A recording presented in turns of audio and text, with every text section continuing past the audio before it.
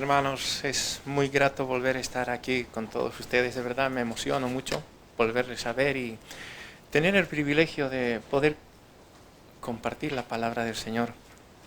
Realmente elevábamos la oración con el pastor diciendo que nuestros corazones estén dispuestos, no solamente oigamos, sino que estemos dispuestos a responder a lo que el Señor nos diga.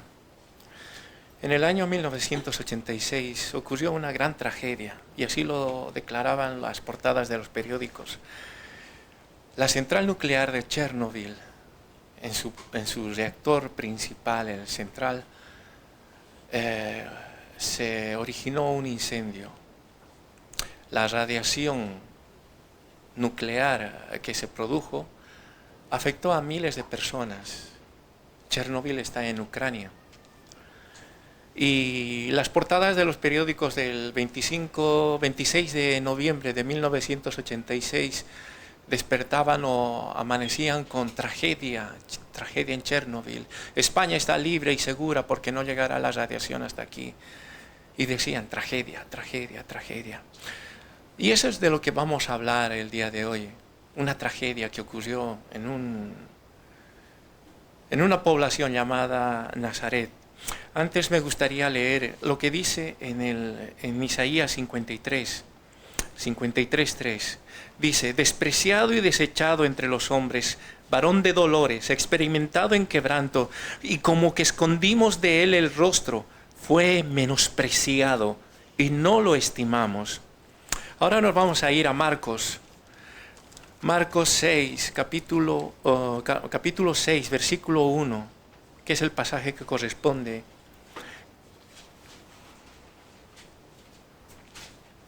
Voy a dar tiempo para que lo busquen. Marcos capítulo 6, versículo 1 al 6. Dice: salió Jesús de allí y vino a su tierra, y le seguían sus discípulos.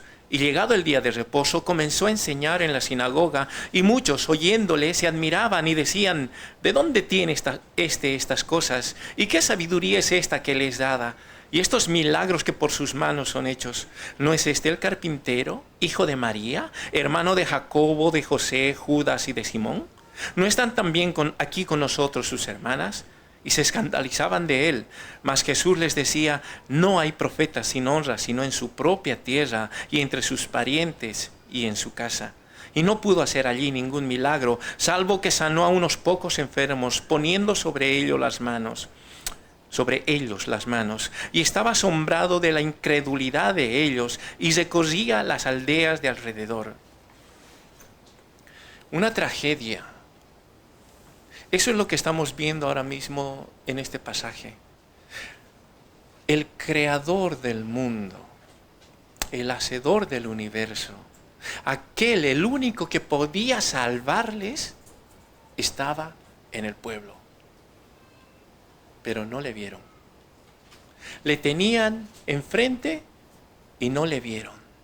Y tan solo para ellos era el carpintero, era el hijo de María, algo intrascendente. No le vieron. Dice que Jesús salió de allí, estaba en Capernaum y vino a su tierra y le seguían sus discípulos. Estaba en Capernaum, estaba haciendo milagros, estaba sanando enfermos, estaba liberando a personas que estaban endemoniadas, y su fama corría como la pólvora. Imagínate el capítulo anterior, en el capítulo 5, vemos que Jesús estaba sanando al endemoniado gadareno. Somos una legión porque somos muchos y no sé qué. Y lo deja sano. ¡Wow!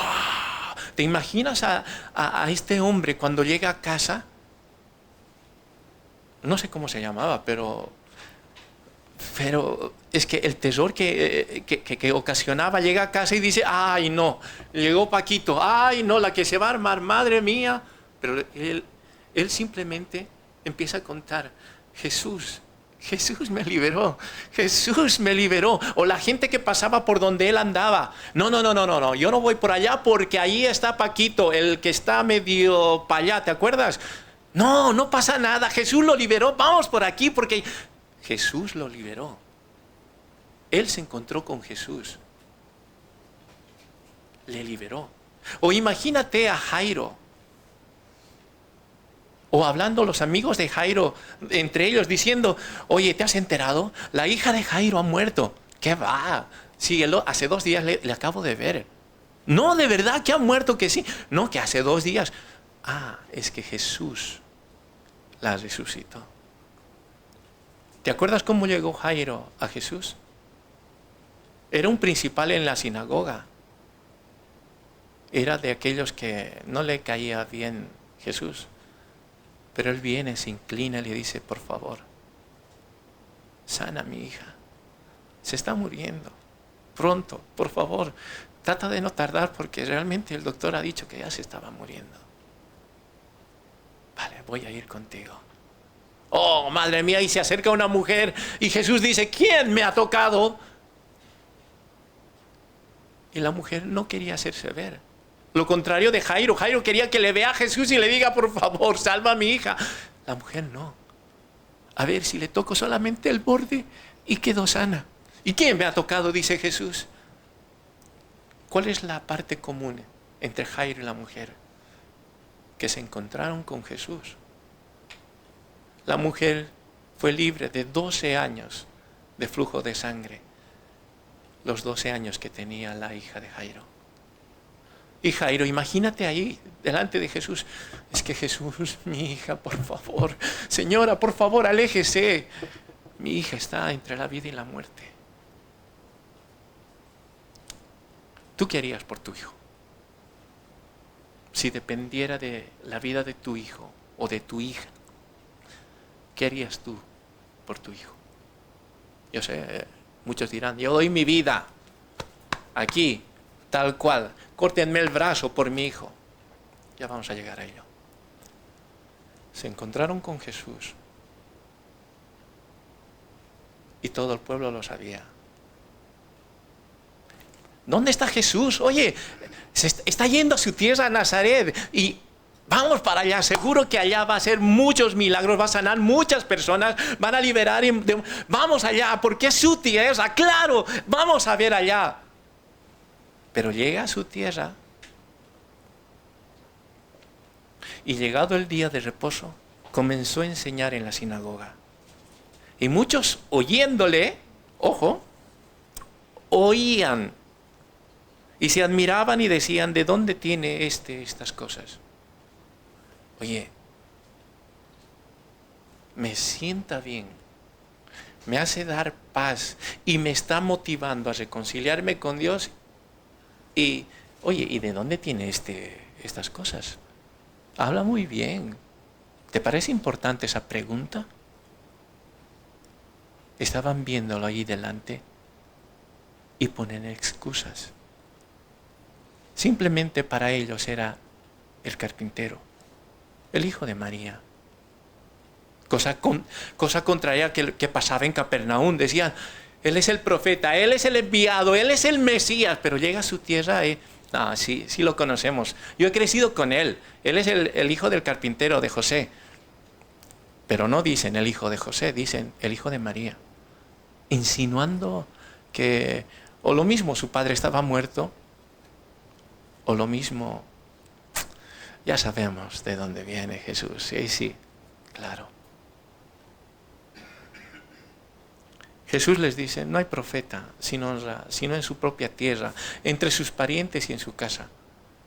Jesús les estaba diciendo, oye, ¿te acuerdas de Moisés cuando dijo, y Dios levantará profeta? A él oiréis. No sé si estoy asumiendo que conocen ese pasaje.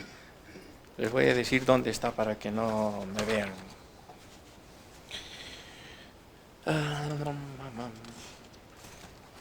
Bueno, está en Éxodo, sé que está en Éxodo.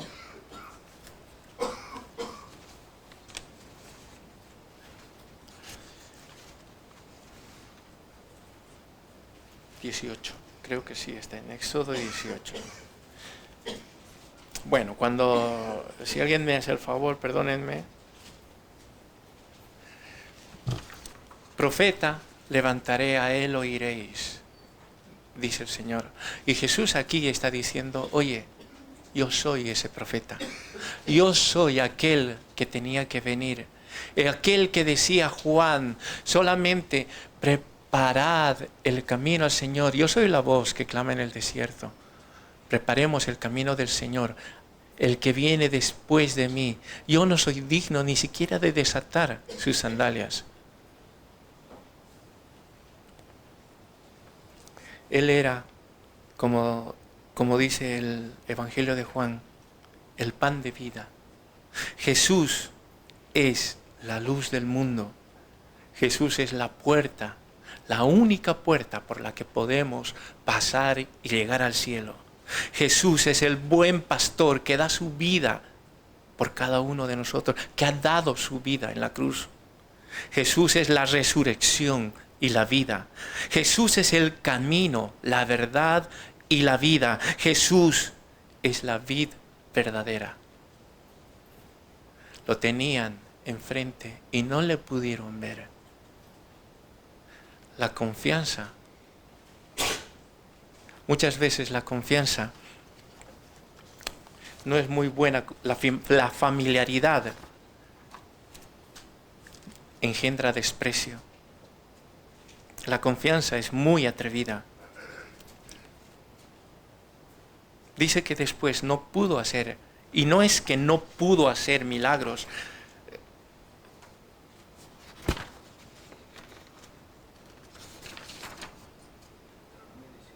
Deuteronomio 18:15, ¿vale?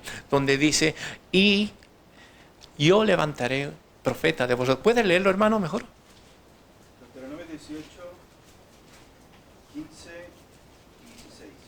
Profeta de en medio de ti, de tus hermanos, como yo, te levantará Jehová tu Dios, a él oiréis. Conforme a todo lo que pediste a Jehová tu Dios en Horeb, el día de la asamblea, diciendo, no vuelva yo a oír la voz de Jehová mi Dios, ni vea yo este gran fuego, para que no muera. Y le decía Moisés al pueblo de Israel, profeta levantará tu Dios de ti, de entre tus hermanos. Oye, ellos sabían que iba a salir uno de entre medio de ellos.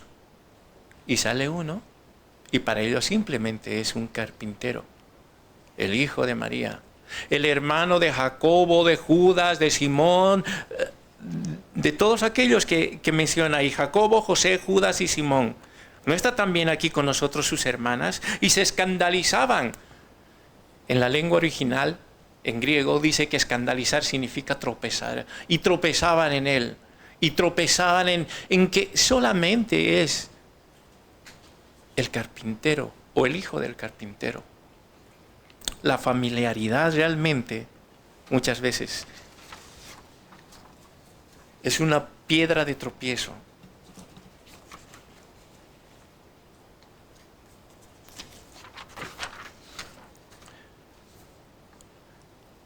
En respuesta a la incredulidad, y esto permítanme leerlo, dice, en respuesta a la incredulidad de la gente, Jesús decidió no hacer milagros en Nazaret, con la excepción de unas pocas curaciones. Así lo explica Marcos, y no pudo hacer allí ningún milagro, salvo que sanó a unos pocos enfermos, poniendo sobre ellos las manos. El asunto no era que a él le faltara poder sobrenatural para realizar milagros. Por el contrario, no había motivos para hacer milagros allí, ya que el propósito de los milagros era dar testimonio de la verdad y revelarse como el Señor y Mesías, y así llevar a pecadores a la fe verdadera. A fin de eliminar toda conclusión falsa de que la habilidad de Jesús para hacer milagros dependía de la fe de las personas, frecuentemente curaba gente que no expresaba nada de fe en él. Por ejemplo, en Lucas 17, solo uno de los 10 leprosos curados confesó fe en Jesús y fue salvo. El paralítico en el pozo de Betesda ni siquiera conocía la identidad de Jesús cuando fue sanado. El hombre que nació ciego no habló de su fe en Jesús hasta después que le fue concedida la vista. Los endemoniados a quienes Jesús liberó en Mateo 1:3, en Mateo 12 también, tampoco hicieron profesión de fe antes de ser liberados. Cuando Jesús resucitó de los muertos a personas, obviamente no lo hizo exigiendo primero fe de parte de ellas. Además, el Señor curó multitudes de individuos, aunque no todos ellos creyeron. Está claro que la incredulidad no disminuyó en absoluto el poder de Jesús. Sin embargo, el endurecido rechazo de Nazaret fue tal que no había motivo para hacer milagros allí.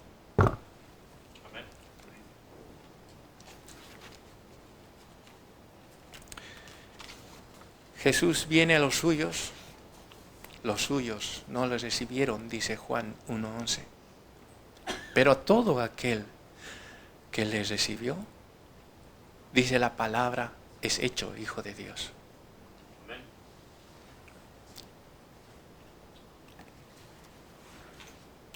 La gran tragedia parte o nace en la incredulidad. Y eso es lo que voy a tratar de explicar. Vamos a Marcos capítulo 9 del 20 al 24. Entenderán que estoy tratando de entender mi letra aquí. Nunca he sido bueno para escribir. Por favor, les ruego paciencia. Marcos capítulo 9, del 20 al 24. Y dice, están hablando de que le traen a los discípulos una persona que está endemoniada. Y le dicen, es que no han podido tus discípulos hacer nada con él. Y se lo trajeron a Jesús. Y cuando el espíritu vio a Jesús, sacudió con violencia al muchacho, quien cayó en tierra, se revolcaba echando espumarajos. Jesús preguntó al padre, ¿cuánto tiempo hace que le sucede esto? Y él dijo, desde niño. Y muchas veces le echan el fuego en el agua para matarle. Pero si puedes hacer algo, ten misericordia de nosotros y ayúdanos. Jesús le dijo, si puedes creer, al que cree todo le es posible. E inmediatamente el padre del muchacho clamó y dijo, creo. Ayuda mi incredulidad. Muchas veces la incredulidad es lo primero que nos viene o que se planta en nosotros cuando las cosas no salen como nosotros quisiéramos. Es lo primero. ¿Y ahora qué hago? Me he quedado sin trabajo. ¿Y ahora qué hago? Tengo que pagar la hipoteca y no tengo dinero. ¿Y ahora qué hago? Me voy a ir a prestar de... La incredulidad es lo primero que sale de nosotros. ¿Pero qué es la incredulidad? He agarrado un libro para niños y he encontrado algunas respuestas. Así que entenderán cuando leo, cuando dice a ti, no sé qué. Es un libro de niños, ¿vale? Aceptémoslo así. La incredulidad es mucho más que la mera falta de fe. Es una actitud profundamente arraigada en el corazón humano que se manifiesta en la desconfianza y el rechazo de la verdad de Dios.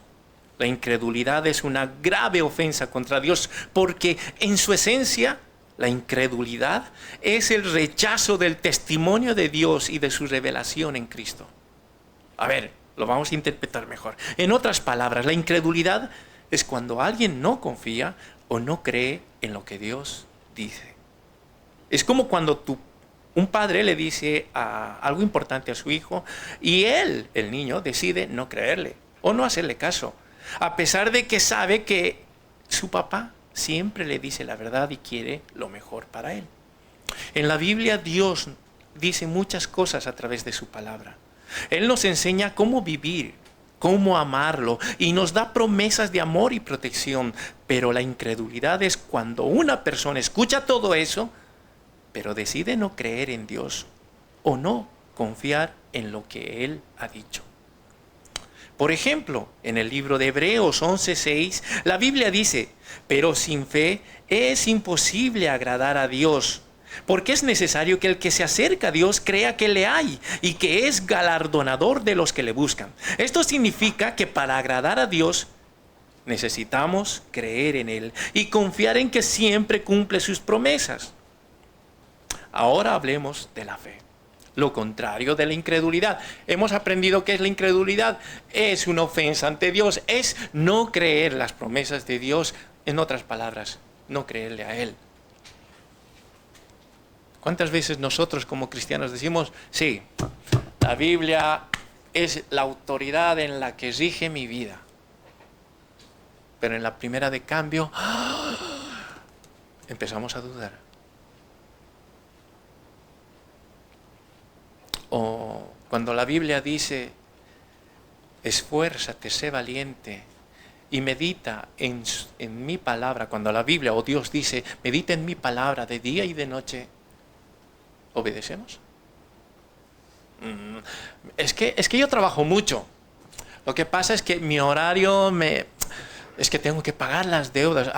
Es que tengo que mandar dinero a mi país. Es que muchas cosas.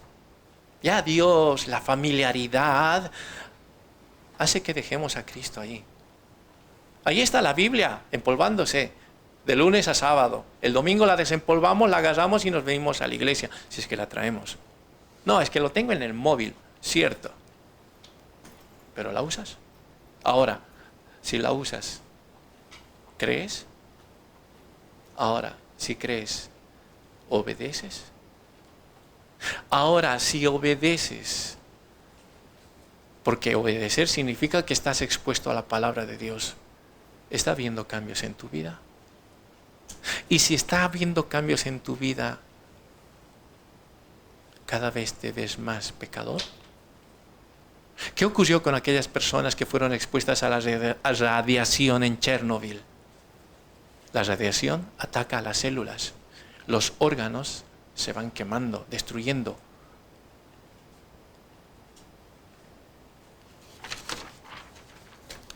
La fe viene por el oír y el oír la palabra de Dios.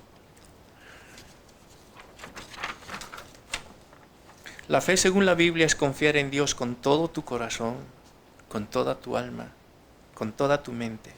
Eso está en Deuteronomio 6. Incluso cuando no puedes entender lo que Él está haciendo. Es como cuando confías en que tus padres te cuidan y hacen lo mejor para ti, aunque no siempre sepas lo que están planeando. Vamos a ver qué es la fe. ¿Qué dice la Biblia sobre la fe? La Biblia dice que la fe es la certeza de lo que se espera, la convicción de lo que no se ve. Hebreos 11. Esto significa que tener fe es estar seguro de que las promesas de Dios se cumplirán, aunque no puedas verlas ahora mismo. Es creer que Dios siempre cumple su palabra y que te ama y cuida de ti, aunque no puedas verlo directamente. La fe comienza cuando escuchas y aprendes acerca de Dios. La Biblia dice que la fe viene por el oír y el oír por la palabra de Dios. Esto significa que cuando lees la Biblia, escuchas sermones o hablas con otros sobre Dios, tu fe crece. Es como plantar una semillita en tu corazón que con el tiempo crece en confianza y amor por Dios. ¿Y cómo puedes hacer crecer esa fe? Leyendo la Biblia. La fe viene por el oír y el oír la palabra de Dios. Orando. Hablar con Dios en oración es como hablar con un amigo. Cuanto más hablas con Él, más fuerte se vuelve tu relación y más confías en Él. Puedes contarle a Dios tus preocupaciones, pedirle ayuda y agradecerle por todo lo que hace. Y aquí me gustaría contarles un testimonio. Y esto es lo que hemos vivido con una niña en Benavente. Nosotros durante largo tiempo hemos estado discipulando, atendiendo, criando a una niña. Como esto sale por YouTube, vamos a ponerle que se llama Sarita. Esta niña vivía con su madre y 2 hermanos en un piso en el que vivimos nosotros, en el mismo edificio. Esta niña era maltratada por su hermano mayor, el del medio, porque el mayor, pues la quería mucho. Esta niña vivía con su madre.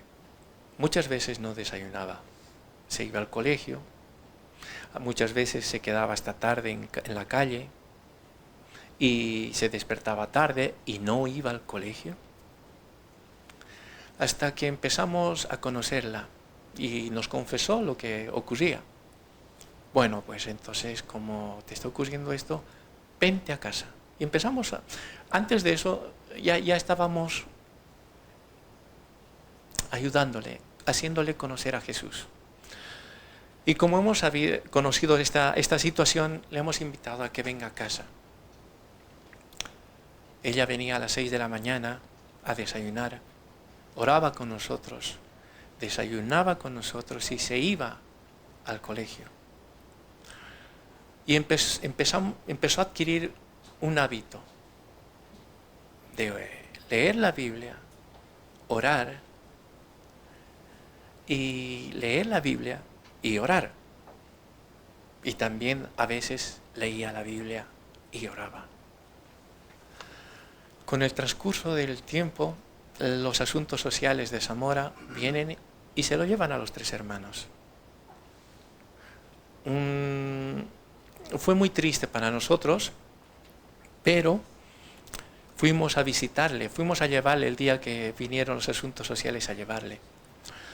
Y nosotros tratamos de animarla. Estaba llorando, por supuesto, estaba muy triste. Cuando la conocimos tenía 10 años, ahora tiene 12, ¿verdad? Nos rompió el alma, llegamos a casa. Cuando pudimos volver a verla, porque no nos permitían, no éramos familia, creíamos que íbamos a encontrarla destrozada, ay, que ya no puedo. La encontramos feliz. Oye, ¿qué ha cambiado? Le digo, porque ella ya había conocido a Jesús. Como les decíamos, ella a veces leía y oraba. Y en otras ocasiones leía y oraba. Y a veces también leía y oraba. ¿Y qué hizo allá? Leer y orar. Cuando la encontramos en esa ocasión, nos dice, ¿qué ha pasado? Le preguntamos, ¿por qué estás así? Creíamos que te íbamos a encontrar en un mar de llanto. Me dice, es que no tengo tiempo para estar llorando. Hay otros niños que están pasando peores cosas que yo. Así que ya tengo mi grupo de niños y con mi Biblia que tengo, leemos y oramos. Leemos y oramos. ¿Y por qué les cuento de esto? Porque una de las niñas le dice, es que yo nunca he hablado con Dios. Y una forma simple, Sarita le dice de una manera muy sencilla, pues preséntate a Dios y dile cómo te llamas y habla con Él. Y esta niña le dice, hola Dios, me llamo Teo. Bueno, me llamo Carla, o lo que sea. Y estoy aquí y me siento muy triste. Eso es oración. No es tener palabras pintorescas, ni, oh altísimo Dios, soberano del cielo. No. Hablar con Dios es decirle, Señor, estoy aquí, hecho pomada, hecho polvo. No sé qué hacer. ¿Puedes, por favor, ayudarme? Y gracias por escucharme. Una forma de hacer crecer la fe es leer la Biblia, orar. Y por supuesto, eso no lo es todo, sino también es obedecer. En Deuteronomio 6 empieza, quieren buscarlo, ¿verdad? Genial, vamos a Deuteronomio 6. Muy bien, así me gusta. Deuteronomio 6. Yo también lo voy a buscar para que vean que estoy con ustedes. Gracias por el agua, hermano.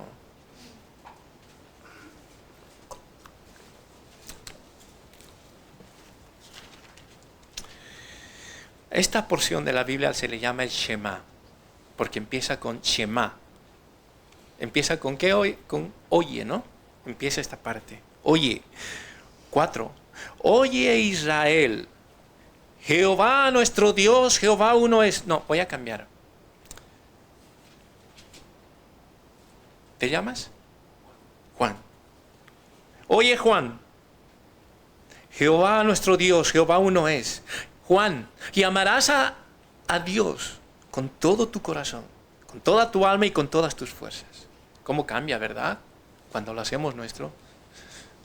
Oye, Edwin, y amarás al Señor tu Dios. Es una orden. ¿Saben qué?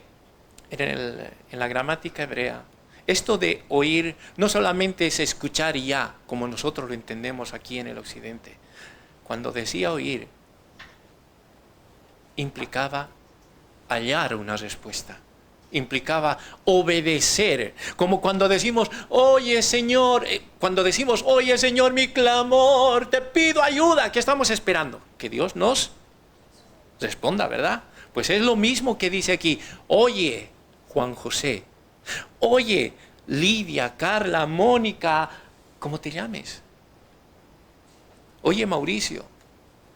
Amarás al Señor tu Dios con todo tu corazón, con toda tu alma y con todas tus fuerzas.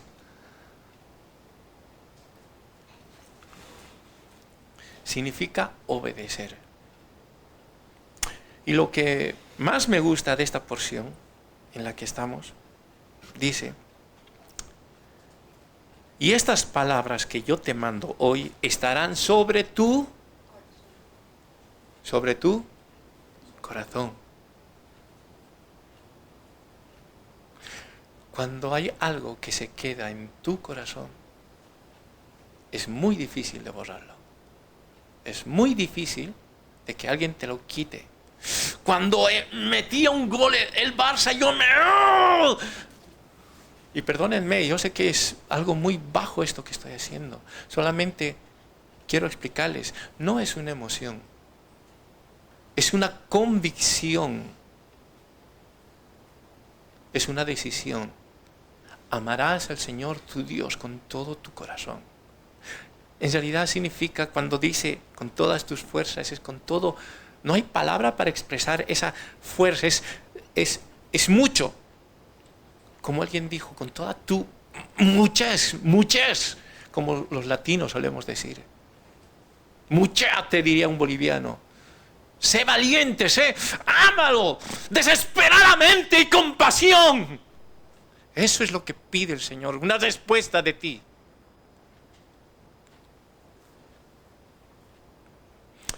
Y las repetirás a tus hijos. ¡Wow! Y hablarás de ellas estando en tu casa y andando por el camino y al acostarte y cuando te levantes. Vamos de atrás para adelante ahora. Y cuando te levantes y cuando te acuestes, amarás al Señor tu Dios con todo tu corazón, con toda tu alma y con toda tu muchez, tu pasión, tu desesperación.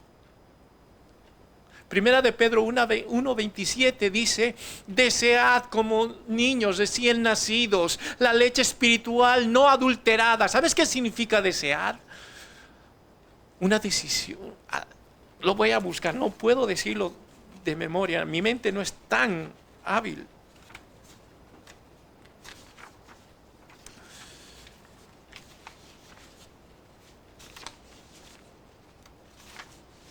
Buah.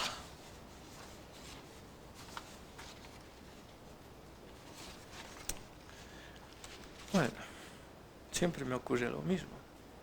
Me pierdo. Yo sé que lo tenía en algún lugar.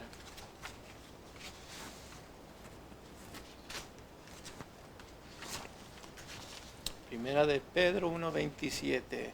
El significado. Bueno, lo tenía ahí, cariño, a ver si me ayudas a buscarlo.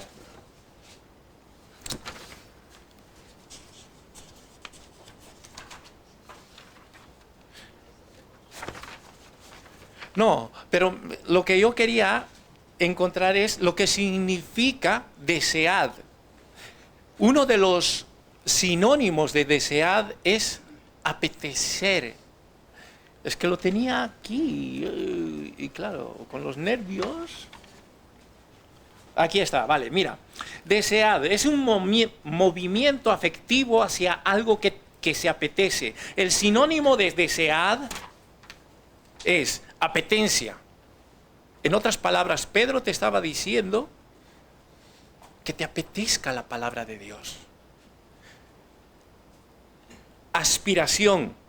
Tienes que aspirar la palabra de Dios con desesperación, como aspiras el aire, como si fuera que tus pulmones espirituales necesitan la palabra de Dios.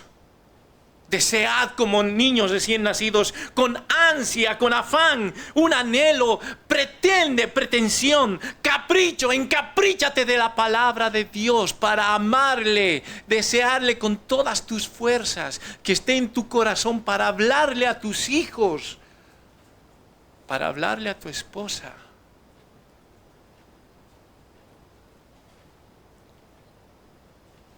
Es pasión, el deseo.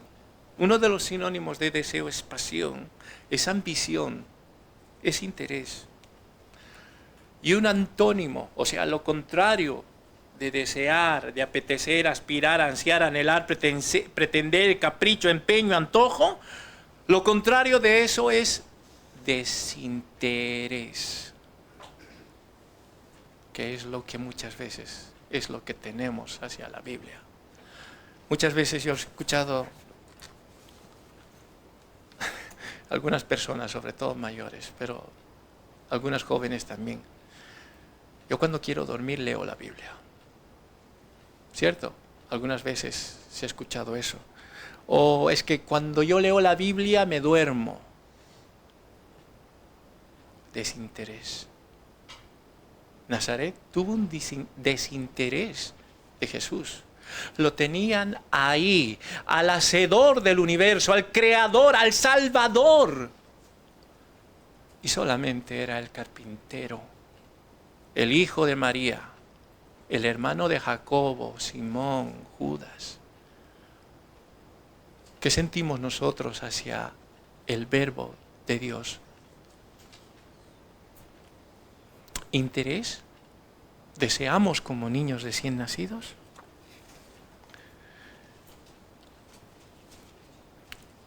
Así como la radiación afecta en el ser humano, destruyendo los órganos, como la piel, así cuando nos exponemos a la palabra de Dios tiene que haber efecto.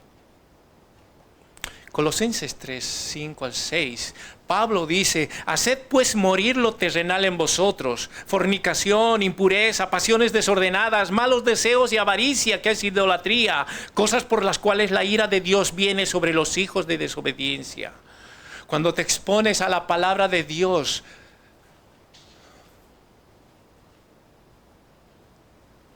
el viejo hombre empieza a morir. Tus pensamientos empiezan a cambiar. Romanos 12:2 dice: no te conformes a este siglo, sino transfórmate por medio de la renovación de tu entendimiento, para comprobar cuán buena, agradable, perfecta es la voluntad de Dios. ¿Te das cuenta que cuando te expones, cuando vamos a la palabra de Dios, cuando vamos al Verbo encarnado, cuando vamos a Cristo, somos sanados, somos resucitados, somos liberados? Porque Cristo es el Señor, porque Cristo es nuestro Salvador. Pero claro, si no te expones a ello, todavía vas a continuar en tu forma de vivir ahora. Cuando te expones a la palabra de Dios, no solamente es tu pensamiento, sino tu forma de pensar, tu forma de hablar, tu forma de actuar, tu forma de vestirte, tu forma de trabajar, tu forma de ordenar la vida. Es la palabra de Dios que cambia. En Nazaret estaba Jesús predicando y confrontando a la gente. Y esta gente no quería escucharle. Le oía, pero no le escuchaba. O le escuchaba, pero no le oía. O le oían y no obedecían. Porque había un desinterés, había incredulidad.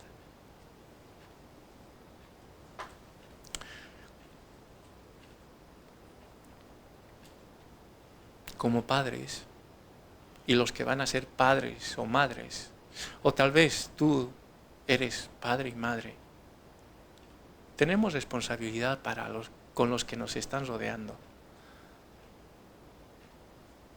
porque tenemos que enseñarles a ellos la palabra de Dios.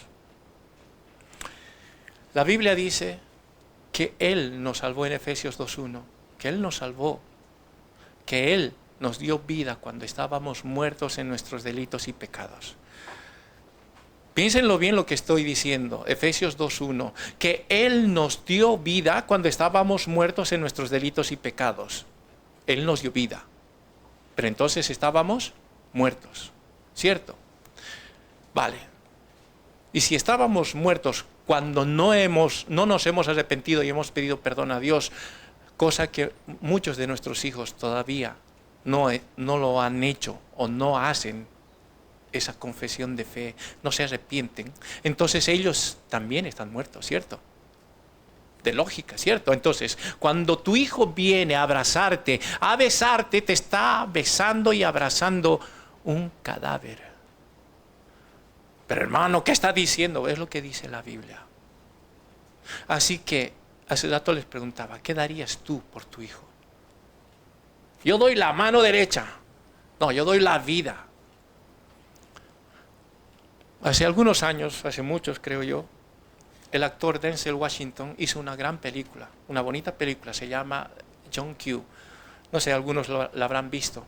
Trata de un padre que tiene un hijo que está enfermo del corazón y está en una lista de espera en Estados Unidos, pero su hijo estaba a punto de morir. Y en la lista de espera estaba... Y el único corazón compatible para salvar la vida de su hijo era su corazón. Y él está dispuesto a darse un tiro en la cabeza para que su hijo viva. Qué romántico, qué bonito, qué ¡guau! He llorado con esa película. ¿Qué darías tú por tu hijo? La vida. Pues si tu hijo es un cadáver y se va a ir al infierno, ¿por qué no das la vida por él? ¿Por qué no te expones a la palabra de Dios?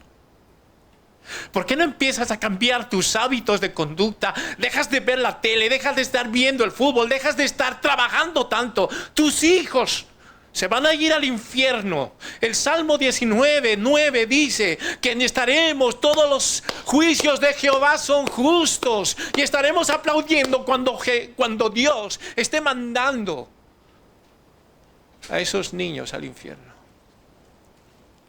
¿Qué vas a hacer por tus hijos? ¿Qué vas a hacer por tu esposa? ¿Qué vas a hacer por tu esposo? Es bonito y es fácil decir, yo doy mi vida. Sí, pues dala.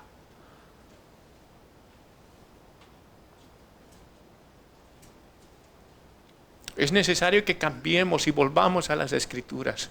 Es necesario que volvamos a Dios y dejemos el desinterés, que nuestra incredulidad se vuelva fe.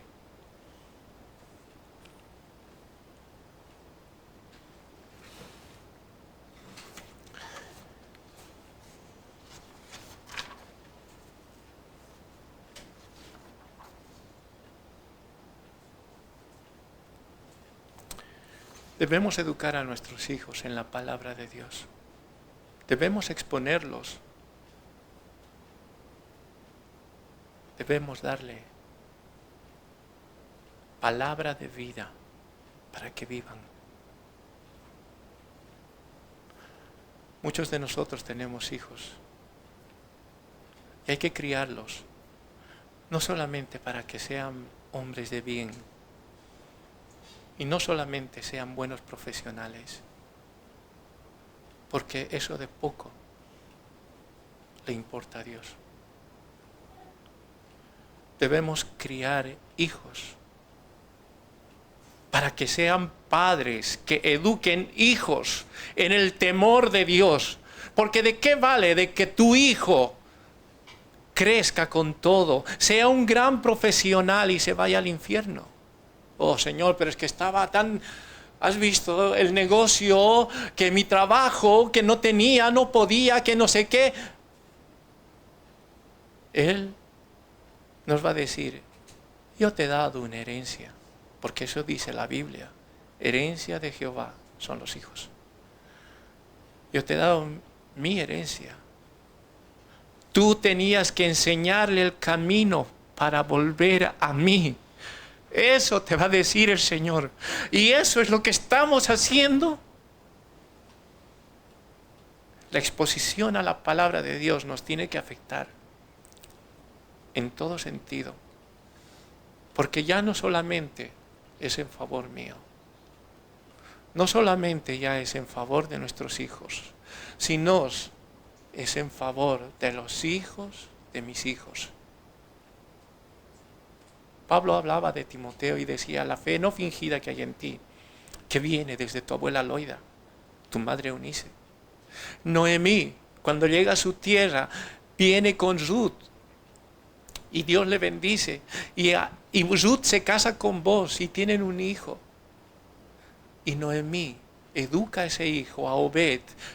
Y este hijo tiene a un hijo que tiene temor de Dios y se llama Isaí.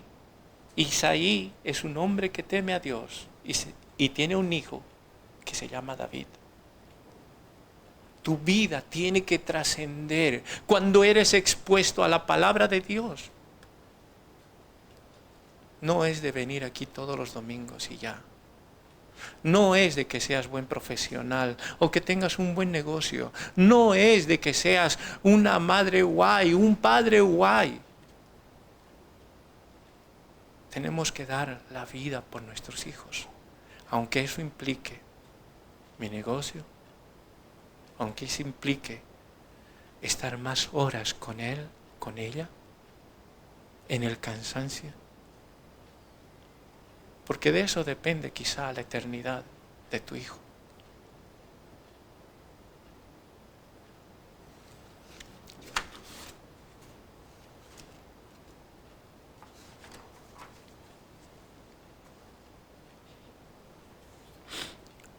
Hay una frase que dice mucho: muéstrame el fruto y te diré cómo es el árbol.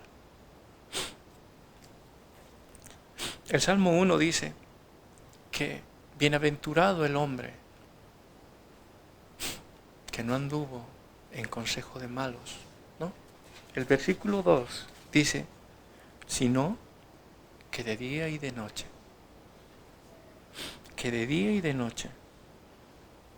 medite en la ley de Jehová. Josué 1:8 también dice, mira que te mando que te esfuerces. No se apartará de tu boca este libro de la ley, sino que de día y de noche meditarás en él. ¿Amas a Jesús? Muchos me dirán, sí, yo amo a Jesús. Si me amas, dice Jesús, guarda mis mandamientos.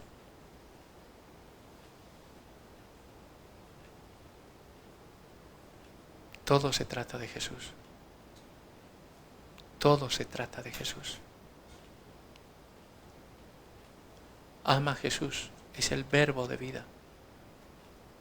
Guarda sus mandamientos. Y eso afectará a tus hijos, a los hijos de tus hijos y a los hijos de tus hijos.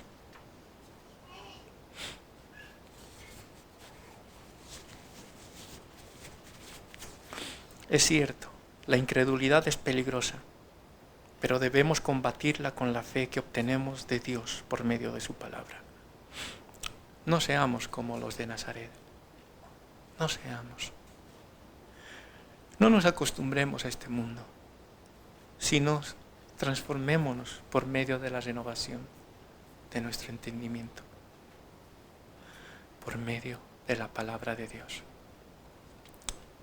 Hoy es el día aceptable de salvación. Jesús nos dice, cree solamente. Vamos a decirle, ayuda a mi incredulidad. Ayúdame. La palabra de Dios tiene que habitar en nuestras vidas. Oremos, hermanos. Querido Señor, te damos gracias por este día, por tu amor, por tu misericordia. Gracias por habernos mirado con esa misericordia que cada mañana, Señor, o sea que nunca acaba. Perdónanos, Señor. Perdónanos porque muchas veces somos como los de Nazaret. Teniéndote tan cerca, te preferimos lejos. Estando tan cerca, no te escuchamos. Perdónanos, por favor, y ayúdanos. Ayúdanos, Señor, realmente a esforzarnos y ser valientes. Ayúdanos, Señor, a exponernos a tu palabra, pero también a ser obedientes, Señor. Ayúdanos. Ayúdanos, te lo rogamos. En el nombre de Jesús. Amén.